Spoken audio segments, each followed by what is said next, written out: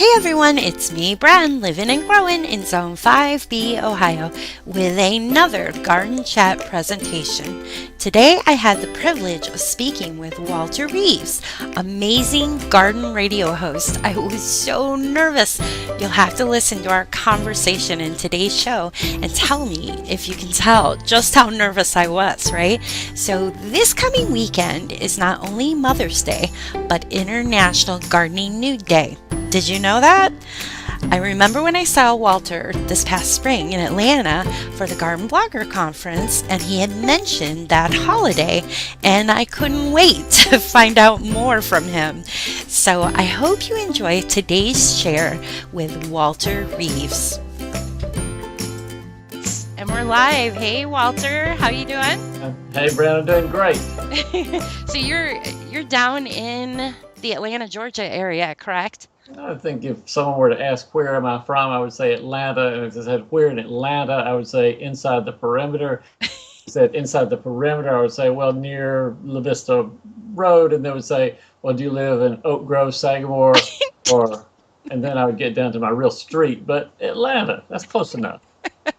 That's awesome. I have to admit, I'm very nervous speaking to you because you're like the expert. You've been on the radio for a while, haven't you? 25 torturous years. Oh my word. You are like the guru for real. And you love it, right? I mean, you're still doing it. Something wakes me up on Saturday morning. It may be just needing to get up and go to the bathroom, but somehow I make my way to a radio station and start at 6 a.m. every Saturday morning, and I've done that for this long. Wow, that's pretty cool. Can I ask, how did you get started in radio? You know, it was one of those things, Bren, that you fall into things that you did not ever plan for. And I think my history was such that where I grew up on a farm in rural Georgia. And there I had to learn how to garden because that was just the job. You garden. You planted tomatoes and you watered the corn and you pulled the weeds and you did blah blah blah, whatever your dad told you to do. So I knew everything about gardening, and I dearly fervently wished to get the heck away from it because it's hot and sweaty and stinky, and I didn't want to do it ever again in my life. And so I went to college and I majored in chemistry because chemists seem to all be an indoor type, job situation. And beyond that, even better than that, was the indoor job. You get air conditioning. You can probably live in a house that has bricks on the side. It's wonderful. A paved roads, fabulous. I just thought that'd be awesome. And you can have indoor plumbing. Oh my God, if I could have indoor plumbing, I was going to be fixed. That's awesome. So, how did I get to radio? So, Yeah, right? It's air conditioning in the studio, maybe? well, I was working for the University of Georgia Extension folks, and one of my colleagues sat down next to a fellow who said, we are going to try a new thing here in Atlanta. It's called talk radio. And we're going to look for people who know something about banking and about personal finance and about home repairs and all this kind of stuff. And by the way, Marjorie, do you know anybody who knows a lot about gardening and who doesn't mind talking in front of an audience? And my colleague said, oh, yeah, Walter, he was in 4-H for about 40 years. And so he knows all about talking in front of an audience of fifth graders. And so that was. I love that. I called the radio guy and said, hey, what do you got? And he said, well, you basically have to ruin your Friday nights because you have to go to bed early. And then you ruin your Saturday nights because you're so tired. And if you do that for 25 years, then you'll have a career. And I said, oh, okay, sounds good. That's awesome. And here you are. You're still there 20 years later. Wow. Yeah. That's pretty cool. So I'm checking out your website. It looks great. You've got like everything on there, literally, like for gardening. You've got house plants. You've got. Well, mostly, Bren, it's mostly because my little feeble mind can't remember what I wrote recently and what I've learned recently. And so I have to write it down somewhere. And I might as well make other people make it available to other people to look up. And so if I can't quite remember how to control nut sedge, or I don't know what's the right way to fertilize fescue lawn, I can write it down and put a title like fertilizing fescue lawns or nut sedge control. And lo and behold, people Google gets people to my website and they look at it and say, "Oh, this is nice," and Yeah. that's how it works. It's a great website. So I'm talking about walterreeves.com. Yeah. You're the Georgia gardener. That's cool.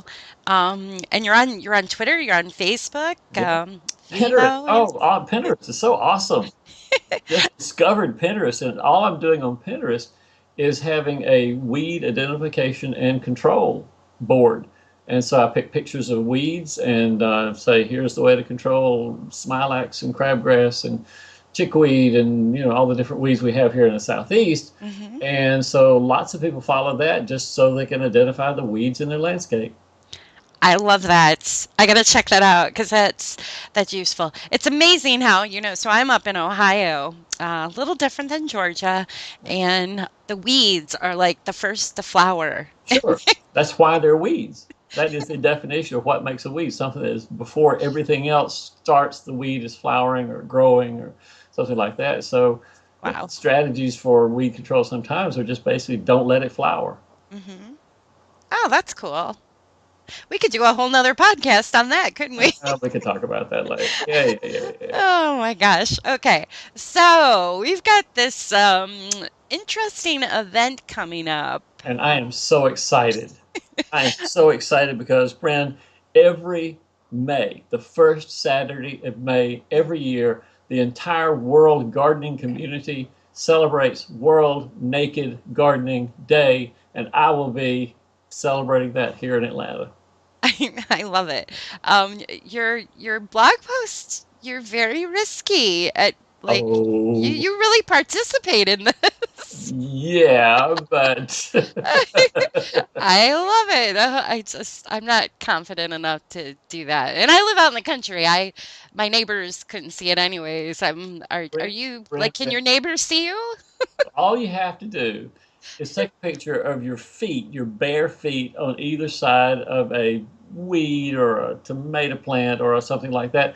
And the imagination, that's the wonderful thing about radio is it can make your imagination go wild. And a picture of just your bare feet, Brent, would drive the viewers wild and not knowing that you're still wearing clothes and a skirt and everything else in your yard. So try it. I think you'll be amazed at the response you'll get. Well, I'm looking at the forecast, and I may have to do this in my geodesic dome because it's actually warm in there. It's still kind of cold up here in Ohio to be running around, barefoot and all, Well, right? you just do it for a few minutes wherever you are, and then run inside and get warm, get the sauna, and then There you back go. inside. That's pretty cool. So, let's see. What's the best way for people to get to your post on this? I think they could put that in the search bar probably Yeah. on your website, right? Go to Or walterreeves.com and type the word naked. yeah. Oh, That's all you have to do. That'll take you there. so tell me a little bit about this. I mean, like, when did you find out about this holiday? Oh, Bren, it's been 3 or 4 years, I guess. And Mhm. over the 3 or 4 years, I've just sort of mentioned it on radio and made a little fun and, didn't do much. But this year I decided to go full force and have pictures and do that kind of stuff. And and I've also started another celebration called World Pajama Gardening Day, and that's the one. If you're a little shy about the naked gardening, then World Pajama Gardening Day is for you. That okay, I'm in on that. When is that one? The Sunday after World Naked Gardening Day. That's awesome. Okay, we need to. Have you hashtagged that yet? I have reserved both web names. Thank you very much. Yes, Okay. All right, so we got to start promoting that one too. sure. And I have pictures of myself in my pajamas out in the yard. That's cool. PJ gardening I can do. I'm confident enough to do that. Sure. Well, and plus, out here in Ohio, back to the weed situation, I've got a lot of poison ivy and it's Yeah. very alive right now, even though it's early spring and yikes. you know, Yeah. Yeah. naked, poison ivy, not a good combo, right? Well, you learn the leaves of three and you avoid the leaves of three. So Yeah. that's not a problem, really, if you just keep your eye out. Oh my goodness. Okay, so do you know like this back to the World Naked Gardening Day? Yes. Do you know where did that come from? Can you tell me a little bit about that or? Probably, I think it came from Britain. I'm not really positively sure where it Okay. came from. I mean, the website for them is WNGD, World Naked Gardening. Yeah, the four initials, Mhm. WNGD.com. And there are some pictures on there, and frankly, they're not appropriate for children. They're black and Yes. white, and they're very old people, but perhaps you wouldn't want to be looking at that while your 5-year-old is looking over your shoulder. No, no. But I really don't know who, when, what, where, why. All I know is it sounds like the kind of thing that I would like to get involved in. Hmm. What do you think? What are they trying to promote by this, do you think? Bottom line, the meta promotion probably is just getting outdoors. And, whether you're getting outdoors with clothes on or clothes off, either way, it's great to be outside. In Japan, people walk around in the gardens in the forests of Japan, and they call it taking an outdoor bath, taking a Hmm. nature bath. And I think that's such a great thing. When you're out of doors, your senses are stimulated. You see, learn, hear, feel, smell things that you would never smell or see or feel inside your house. And so I think nature baths are a great thing, clothes or no clothes. That's very cool. So it sounds like it could be an international holiday I kind think of. anybody can participate, at least in naked gardening and certainly in garden baths as well. Just walk outside. Our brains, I think, Bren, Hmm. are are tuned to green. In other words, I think that we long for green, and if that's true, then that explains why people have plants in their office because they just have longing in their back of their brains to see something green around them. And the more green you can have around you, I think the happier you are. I love that.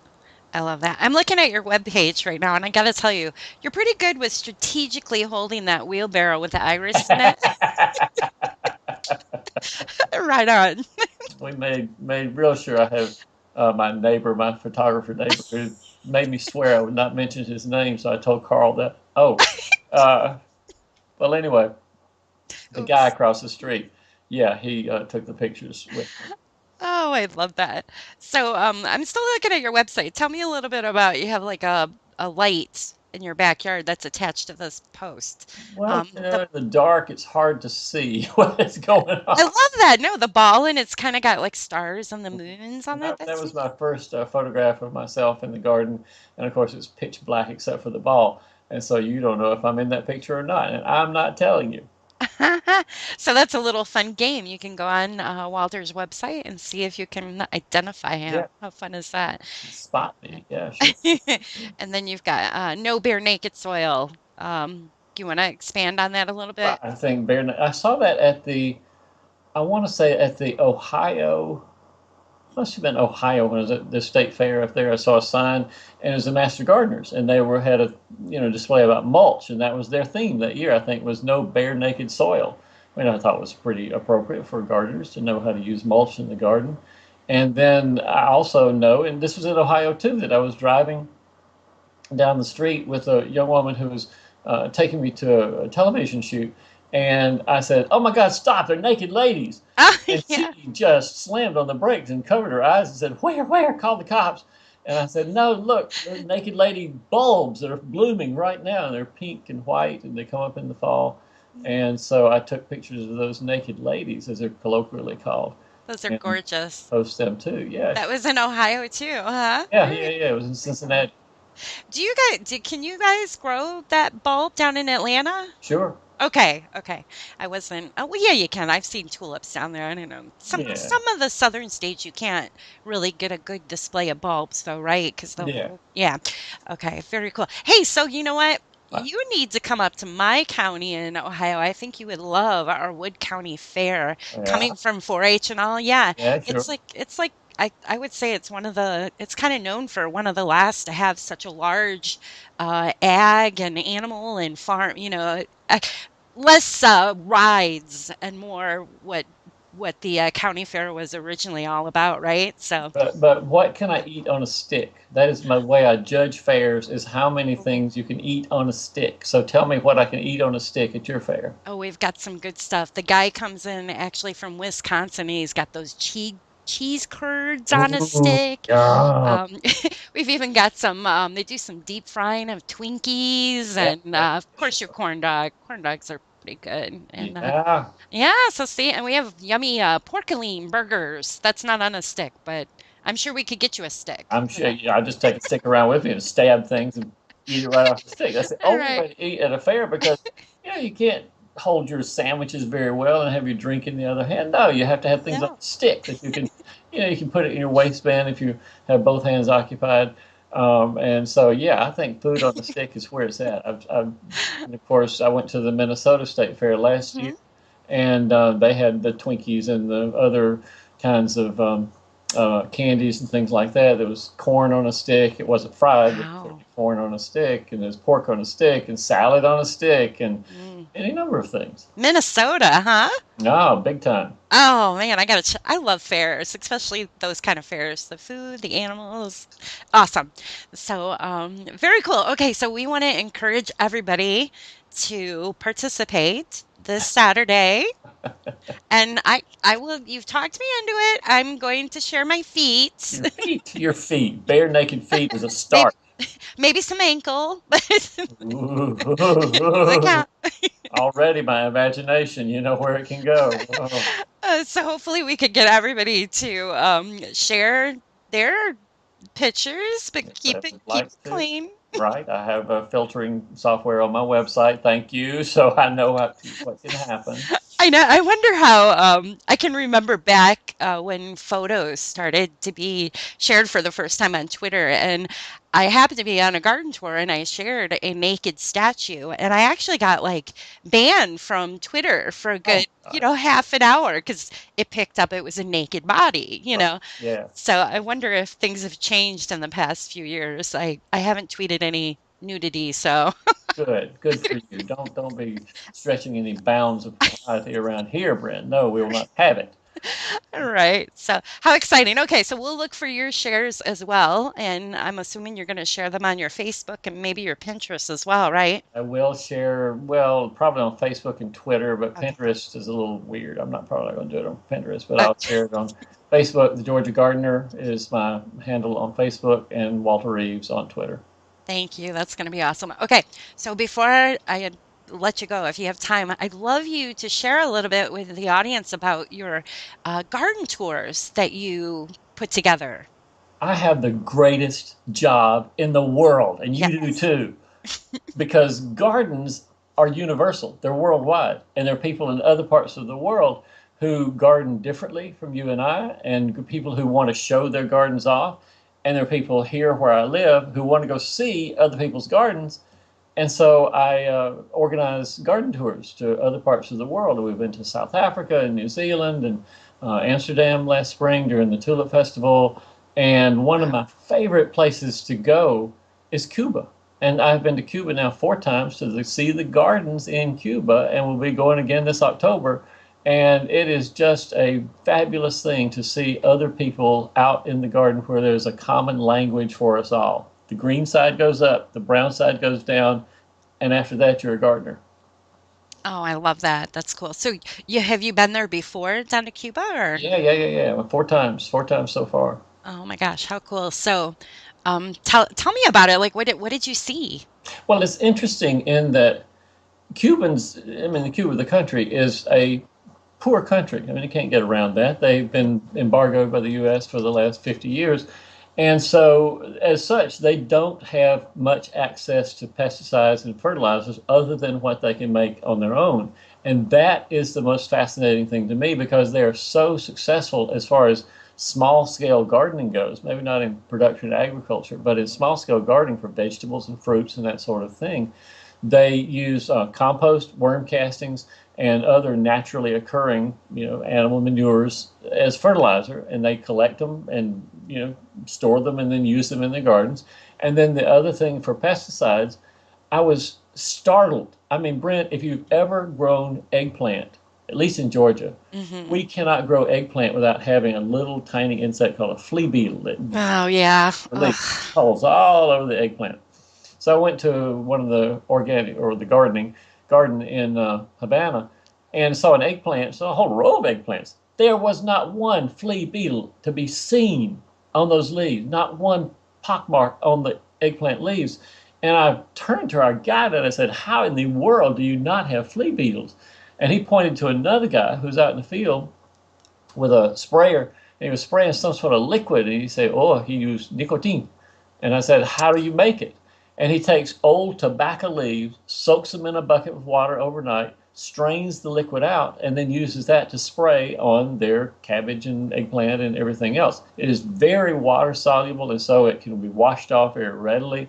It is very harmful to insect pests. It'll kill flea beetles and caterpillars and things like that very readily. And it is also very poisonous to humans, and so you have to be careful. You can't get it on your skin. But the Cubans were wearing appropriate clothing. They had long boots on. And they knew that if they were appropriately using it, they could simply harvest the eggplant, harvest the cabbage, harvest the corn, and wash it off quickly. And that was the only thing they need to do, to use the tobacco juice or nicotine. Wow. That is very cool. Yeah. That is very cool. So if people want to check this out, you can go to walterreeves.com. Just in the search bar, there, just put Cuba and your trip from 2013. The pictures come up, and holy cow, look at that cigar. Yeah. Oh, man. There's a thriving small business in people who walk around the squares of Havana and want to ask you to take their picture with you, and you pay them $1 or a Cuban peso, and they are dressed up in various colonial costumes and have the big cigars or the big dresses and things like that. So it's just one of those things that I thought, well, I'll have my picture taken with a cigar guy. So it was fun. That is so cool. So people can just go to your website to find out about your upcoming tour, I presume. I work with a company in Seattle named Earthbound Expeditions, and Earthbound has done all of my trips for me, and they specialize in very unique, small journeys, is for lack of a better word. And so they're the ones who set up the back end of things, of getting the airplane tickets and the hotel reservations and the bus, all that kind of stuff. So I can concentrate on leading the tour and being, sort of the liaison with everything that happens. But then Earthbound takes care of all the details and getting people to and from.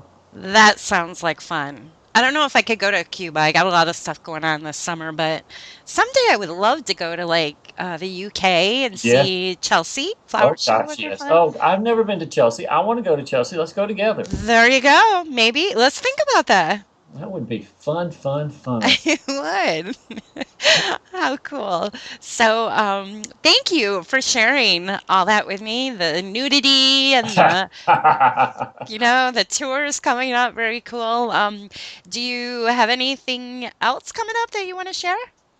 Other than just to encourage people to never be afraid of gardening. I think there's still some hesitation about people thinking, oh, I had to have my aunt or my father who had to pass down to me the knowledge about gardening. You don't have to have any knowledge to start gardening. You simply have to have the urge to take a plant and put it in the ground and see what happens. And failure is part of gardening, not an excuse to avoid gardening. And so you and I try to encourage people to go and just garden, just see what happens, see if it's going. Let your kids come out and play with you. Don't worry about success or failure or beans or grass or anything like that. Go do it and then see what happens afterwards. I love that. That is awesome. So I hope everybody will stop over to Walter's website at walterreeves.com. And thank you so much for sharing with me today, Walter. It's been so much fun talking to you. Thanks for inviting me. All right. That was great. Walter made it so easy being the host, hosting the guru of radio shows. Would you like to connect with others who enjoy sharing about gardening? Be sure to stop over to brenhaas.com. Click on the GardenChat link at the top of the page to find out more about this growing community. Until next time, I hope you get out and enjoy the garden.